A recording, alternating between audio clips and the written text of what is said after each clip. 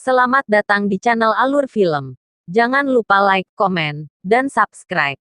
Dunia kultivator adalah dunia yang sangat keras dan juga kejam di mana selalu kekuatan yang berbicara yang lemah akan terus diinjak, dan yang kuat akan selalu berkuasa. Setiap orang bermimpi untuk menjadi kultivator yang hebat dan tentunya dengan tujuan yang berbeda-beda. Ada yang ingin melindungi orang-orang yang disayangi, ada pula yang hanya ingin menjadi kuat agar bisa jadi penguasa. Xiao Lang salah satunya, seorang anak yatim piatu yang berumur 13 tahun yang diangkat oleh salah satu pendekar hebat di benua bintang menjadi anaknya. Xiao Lang mempunyai mimpi yang mulia yaitu ingin menjadi seorang kultivator agar bisa membuat kedamaian untuk seluruh dunia.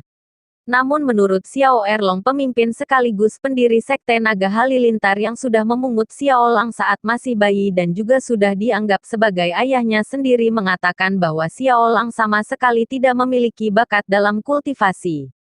Meskipun demikian Xiao Lang tidak pernah mau menyerah, dia tetap berusaha keras untuk mencapai mimpinya tersebut. Sehari-hari Xiao Lang selalu membersihkan halaman latihan sambil mencoba untuk melatih beberapa jurus yang ia ketahui saat melihat murid-murid sekte yang sedang berlatih. Xiao Lang memiliki sifat yang pemurah, baik hati, dan senang menolong sesama, oleh sebab itu pula seluruh murid Sekte Naga Halilintar sangat senang dengannya, meskipun bisa dikatakan Xiao Lang adalah yang paling muda di sekte tersebut. "Adik Lang, apa kau hari ini tidak ikut berlatih?" tanya salah satu murid. "Aku akan ikut latihan nanti setelah pekerjaanku selesai," jawab Xiao Lang ramah. "Baiklah, kalau begitu aku tunggu di lapangan," ucap murid tersebut. "Kakak, sekarang tingkat kultivasimu sudah di tahapan apa?" tanya Xiao Lang. "Kultivasiku masih di tahap pengumpulan energi tingkat 7, jawab murid tersebut. Tingkat kultivasi sendiri terbagi menjadi beberapa bagian yaitu tingkatan fana, immortal dan dewa. Tingkatan fana terdapat 13 tahapan yaitu basic energi, penguatan tulang, pemurnian sumsum, pengumpul energi, kekuatan jiwa, penyempurnaan ki, pendekar raja, pendekar kaisar, pendekar petapa, pendekar spiritual, pendekar langit, pendekar surga, pendekar dewa, dewa alam fana. Semua tahapan terbagi menjadi 9 tingkat.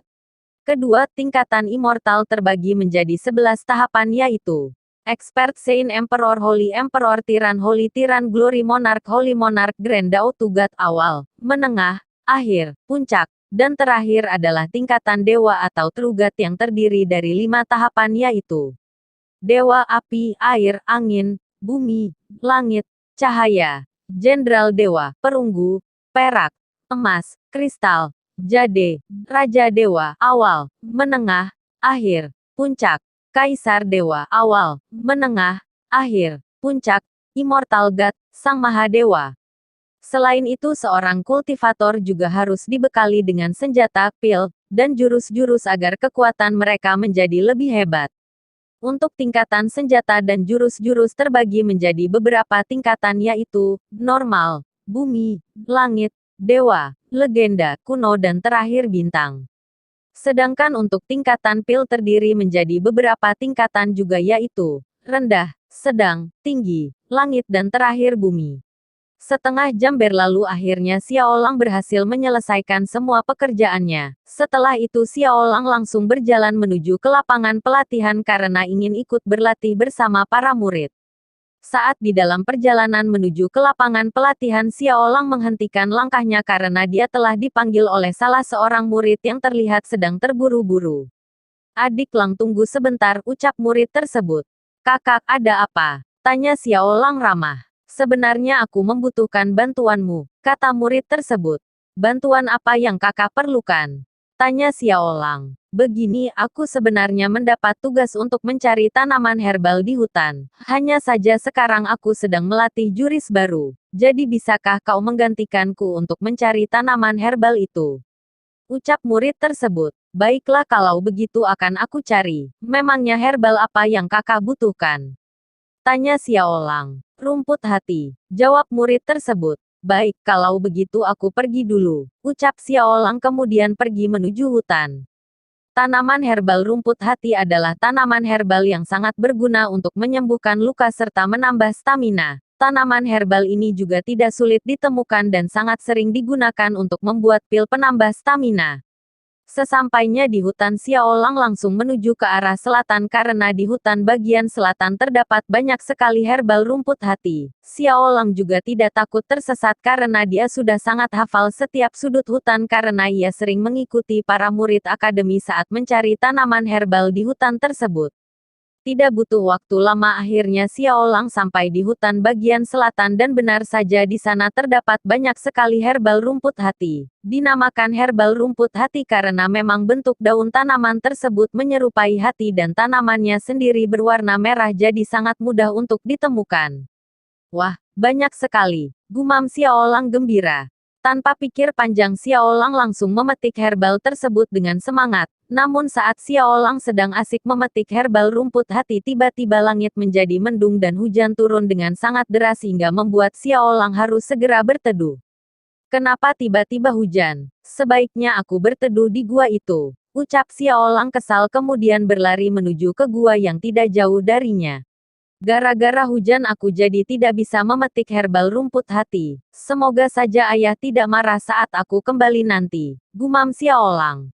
Waktu terus berlalu dengan cepat namun hujan masih tak kunjung reda. Rasa dingin mulai menusuk kulit Xiaolang hingga terasa sampai ke tulangnya. Karena tidak tahan Xiaolang lalu memutuskan untuk masuk ke gua lebih dalam agar ia bisa menghangatkan tubuhnya.